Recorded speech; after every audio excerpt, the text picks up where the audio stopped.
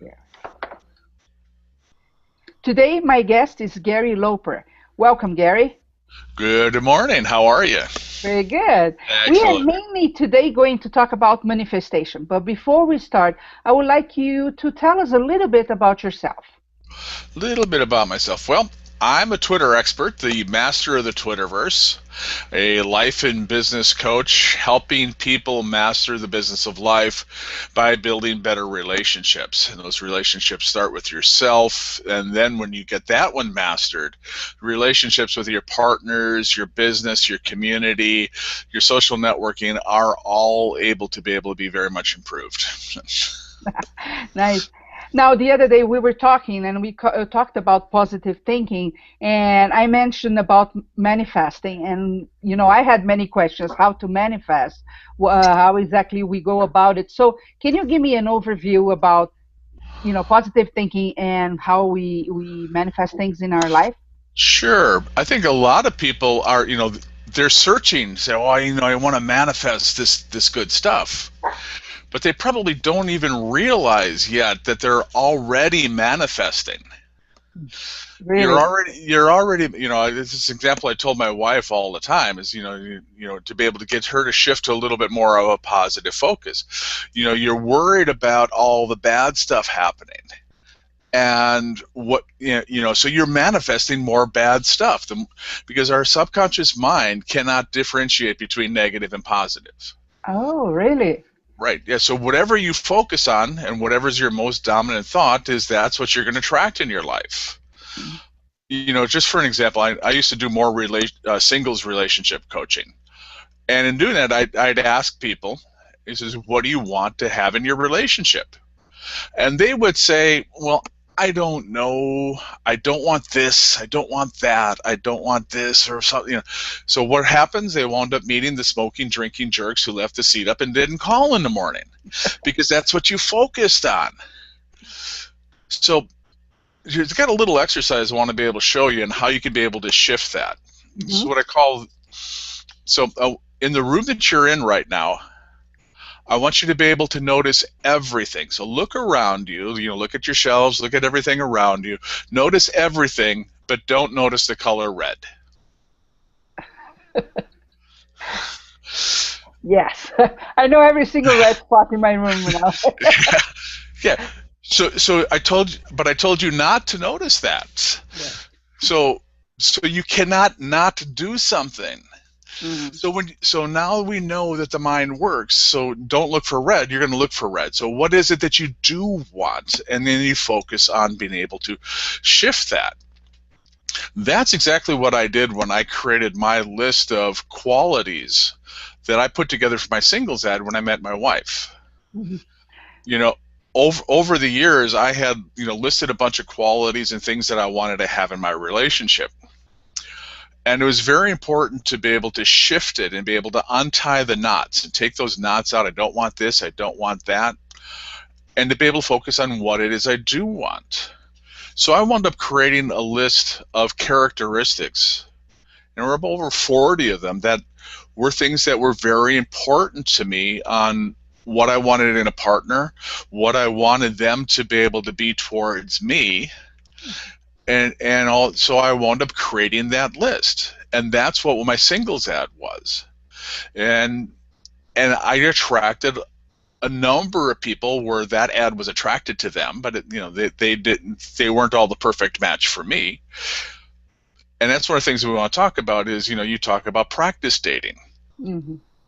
And a lot of the practice dating you need to do is to be able to refine your list. Hmm. Is it okay? You're gonna go out with somebody and you're going to be able to say, okay, oh well, I wasn't aware of this. Now, okay, now it's really important that I find the opposite of that. So like if you don't want the smoker or the drinker or whatever it is, what is the opposite of that? So the smoking and drinking is somebody who's health conscious, who takes care of their body, who exercises, you know, who eats well, goes to the natural health food store, things like that, and on how to be able to shift those things out. But I think those are really important. Is once you know how your mind works, is to be able to get that that subconscious attraction going. Yeah. Now, what you were saying is we make a mental list of the things that we do want to attract, or do you also suggest we really write them down? What is the best Oh, approach? well, this is an amazing thing, and this is what I love about how business and relationship coaching really blend together. Mm-hmm. Is because I put together a goal setting workshop and have that available, and people can be able to contact me for it. But they mentioned that only 3% of people have goals. Only 3% of people have goals that they can be able to specify what it is. And what's amazing, only 1% of those people actually write them down. Wow. And it's been shown, even going back, I think Napoleon Hill said that, a written goal is 10 to 100 times more powerful and more apt to happen than just something we keep in our head. So writing the goals down and being specific and getting them on paper, and probably even then next turning them into affirmations. Huh. I like the goal part a lot, and I actually carry in my purse a notebook, and I rewrite my goals every single day. So I have about 21 of them. Every single day I go through them and I write them once again. And I have noticed, Gary, that they become more real by the minute, in the sense of, I'm like this, or I'm really getting that, or something Mm-hmm. like that. Do you agree with that? Oh, excellent. Yeah, exactly. Well, I think one of the things, by writing it down, there is something, and I don't understand the neurological things that happen. Mm-hmm. But the act of writing it somehow triggers something into our subconscious. Mm-hmm. True. I don't understand the science, but it works. And I know that when I take notes at events or anything else, when I write it down, Mm-hmm. it locks in. And by writing it down every day, I have my to-do list, and I wind up rewriting. I got, if I don't get rid of yesterday's, I got 6 scraps of paper all with the previous day's to-do list, and and it's entrenched in me. Okay, this has got to get done. This has got to get done, and I know it without having to look at it. Mm-hmm. So writing it down and reminding yourself. That's why, the affirmations are. Tell me about them. Tell me about them. They're so powerful. It's, for affirmations to be able to work, Mm-hmm. they need to be personal, present. Oh, and what's the third P? Well, present, personal, powerful. So you want to be able to look at something as, the I ams. Mm. I am, which is a statement. It's a statement of ownership. I am thrilled. I have the relationship of the best relationship in my life. Mm-hmm. I am thrilled by the house that I live in. I'm excited about this. And if you make it present, even though if it's not so, again, remember, our subconscious mind can't differentiate between negative and positive. It doesn't also know real from our imagination. Mm. And we can start creating the picture in our mind of what we want. So if we start looking at what we want to be able to have in the future and create it in a present tense, that you act as if you have it already. Interesting, but don't. If I say, for example, I make $30,000 a month, don't you think something triggers and say, no, you don't? At the moment that you say that. If you've never made $30,000 a month, yes, yes, it will. But there are no unrealistic goals. Right. There's just unrealistic deadlines. So if you've never made 30,000, you're probably, that little voice in your head's going to say, "Oh no, who are you? You're not going to do that." So what you need to be able to do is like, okay, so I'm not going to make it this month, but what is a realistic projection, and what can I do? How can I chunk this down into what I need to be able to do? So, my suggestion with the financial thing is, what's a number that you're comfortable with? If you're comfortable with 2,000, let's make it a stretch and okay, let's set that goal for 3,000. So if you're already making 2, let's stretch it. Let's start, increasing it a little bit at a time and chunk it up, and then look at then probably within 6 to 9 months you'll be able to get there.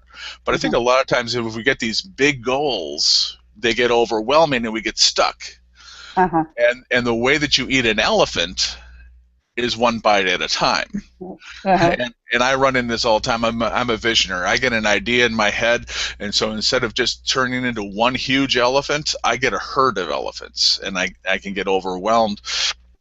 And that's when you just have to be able to stop and breathe and say, okay, what can I do a chunk at a time? And if you're strategic about it, you can be able to work backwards to where you are now, to where you want to go, and then you've got a strategic plan of what you need to be able to do. And I think that was one of the missing, the secret sauce that was missing in The Secret. Okay. Was the action plan. They talked about, this attraction, we need to think this way and be able to do this. But they neglected to be able, or they edited out all of the action steps. And that causes a problem, because people start thinking that they only have to think positive and everything will happen. But it's a whole process, right? Yeah, it is. When I was dating, just for an example, I realized, and it probably took me a longer time than it should have to be able to figure this out, I realized that perfect woman was not going to show up at my door. It probably wasn't going to be the UPS girl or FedEx or the mail, or a summons server, and it wasn't there, and the sparks were going to hit. I had to be able to take some action and be able to do some things to be able to increase the probability. And in doing that, you're going to meet people to be able to help refine your list and go through that. So, start going to, churches or synagogues or, networking events, or being able to look at, if you wanted somebody who's healthy and health conscious, for example, the odds are small that they're probably going to be hanging out at bars. Yeah. So you want to be able to go looking for places where those people are more apt to be able to be. So bike clubs, exercise clubs, the markets, health, farmers markets, things like that. Look to see where those things are, and probably a real big piece of advice is do the things that you love to be able to do. When I first moved to St. Petersburg, I rode bike a lot. So I joined a bicycle club, and I met a lot of people through biking, and so you already have a common interest in something that you both love, and then so you have a place to be able to move forward from. Yeah, so what you're saying, see if I'm right, you decide what you want to manifest in the positive side of everything that you want to manifest. You can then create affirmations that have to be personal, they have to be present, and they have to be powerful. Yes. And then you really create a plan on how you can really facilitate that to happen in your life. Is that correct? Yes. I think one of the other things too that's helped with us is we create a vision board. We created a vision board of what we think it would be our healing center, of encompassing all the different things that both Carol and I want to be able to do. And I know a number of the women that I dated earlier had vision boards about relationships. So they had cut out words out of magazines and pictures, so they had all the different aspects that they wanted in a relationship. Now I just remember none of my characteristics on my list were physical characteristics. Okay. But you have to be able to look at. But I was conscious because I knew that the words that I chose, walks, bike ride, yoga, health food, all of these other things were probably, the person that was going to attracted to that was going to have the physical characteristics that were going to be able to be pleasant, and that was going to be a bonus. And after you created your vision board, what did you do with it? I've got it up on my wall, so it's there every single day. And you looked at it? I look at it that the presence pulls in. My wife's a graphic artist, so she pulled in all of these images and put it in together, and it's actually a 3 by 4 foot vision Wow. board up on. Wow. But that's the thing. Same thing with affirmations. Is affirmations vision boards? Post them up in your house. Mm. Even the thing about having "I love you" in the mirror. Wow. So when you go to the mirror, say, just read that out loud to the person who's standing in front of the mirror with you, and just be able to start that. But it's really amazing that once we write them down and put it out there, we're engaging our senses, which is another really powerful exercise, because we've been hinting around this. But my first coach told me about this 5 senses exercise, that really to be able to help something come to fruition is that we want to be able to engage all of our senses. So imagine that you have this goal, there's a perfect partner, it's a perfect opportunity, whatever it is. Now imagine your favorite holiday, and at that holiday gathering, you're celebrating this perfect partnership, this perfect job. So what's going on there? What sounds do you hear? What smells are emitting from the kitchen? What are people talking about? What do you see? What colors? Invite all of your senses and create that picture. So you see this imagery that we're creating through all of these exercises. We're creating this perfect ideal partner that we want to be able to have, and then we're seeing this in the future in a present tense, that we're living it and we're going through that. And I think that when you engage all of these senses, that becomes your most dominant thought. That I really want that to happen. I want my relatives, I want my friends, I want them to be able to celebrate with us. Want to be able to, this is what we'd be eating. This is what the smells are going to be going on. We'll have this incense or these candles, and grandma will be making this, whatever it is. And when you do that, again, our subconscious mind, whatever we focus on, we're going to create. It starts becoming real for us. Yes, yes. Awesome. Gary, I know you have a lot about goal setting as well, and I know we don't have the time to go into that. So if people want to know more about it, what do they have to do? It's very simple. Send me an email to Gary@GaryLoper.com, GaryLoper, and just put in the subject line or in the text, just ask about the Goal Setting Mastery Program. I've got a 1-hour recorded webinar that if you just send it to you, request it, I'll send it to you. You can be able to listen to it free, no charge. And included in that is a 10-step process on how you can be able to become that goal-setting master and be able to bring these things into your life and really turn on that manifestation magnet to you. That's awesome. Gary, thank you so much for this information. I'm going to start writing my affirmations right now. Excellent. Good. So another thing, I share a lot of affirmations on Twitter. So just follow me on Twitter @GaryLoper.